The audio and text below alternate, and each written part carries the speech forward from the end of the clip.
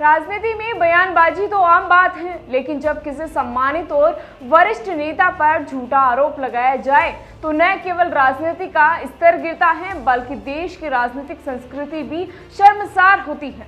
नमस्कार, मैं रेणुका चौधरी और आप देख रहे हैं द इंडिया न्यूज। हाल ही में कांग्रेस नेता और लोकसभा में विपक्ष के नेता राहुल गांधी ने एक विवादित बयान दिया है, जिसके चलते राजनीति में उठापटक भी मच गई है। राहुल गांधी ने दावा किया है कि जब वे कृषि कानूनों का विरोध कर रहे थे तब उन्हें पूर्व केंद्रीय मंत्री अरुण जेटली ने धमकी दी थी। इस बयान ने सियासी हलचलों में तूफान सा ला दिया है।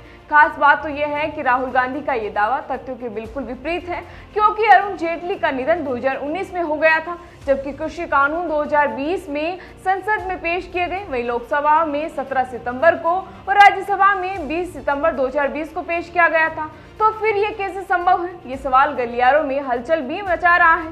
इसी क्रम में भाजपा सांसद अनुराग ठाकुर ने राहुल गांधी की टिप्पणी को सफेद झूठ करार देते हुए तीखी प्रतिक्रिया दी और कहा कि अरुण जेटली जैसे नेता को लेकर इस तरह की झूठी बातें करना शर्मनाक है।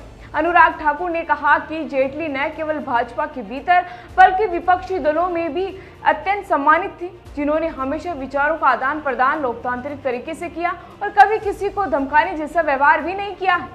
उन्होंने ये भी कहा कि कांग्रेस अब भ्रम और झूठ की राजनीति पर टिकी हुई है, जहां तथ्यों की कोई अहमियत भी नहीं बची है।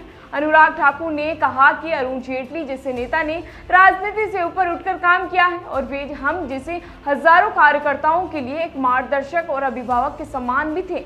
इस पूरे मामले में अरुण जेटली के बेटे रोहन जेटली ने एक्स पर एक पोस्ट किया और राहुल गांधी पर बड़ा हमला भी बोला है। उन्होंने कहा कि राहुल गांधी अब दावा कर रहे हैं कि मेरे दिवंगत पिता अरुण जेटली ने उन्हें कृषि कानूनों को लेकर धमकाया था। मैं उन्हें याद दिला दूं कि मेरे पिता का देहांत 2019 में हुआ था, जबकि कृषि कानून 2020 में पेश किए गए थे। इससे भी यह महत्वपूर्ण बात है कि मेरे पिता के स्वभाव में किसी को भी विरोधी विचार पर धमकाना नहीं था। रोहन ने यह भी कहा कि राहुल गांधी को पहले तथ्यों की जांच कर लेनी चाहिए थी और उन्हें सार्वजनिक रूप से झूठे आरोपों के लिए देश से और परिवार से माफी भी मांगनी चाहिए।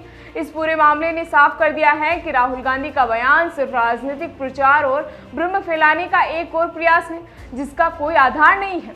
उन्होंने अपनी जिम्मेदारी समझते हुए इस तरह से बेबुनियादी आरोपों से बचना भी चाहिए।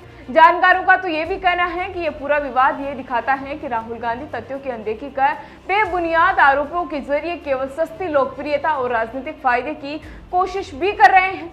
फिलहाल इसी तरह की जानकारी के लिए बने रहिए हमारे साथ और देखते रहिए द इंडिया न्यूज।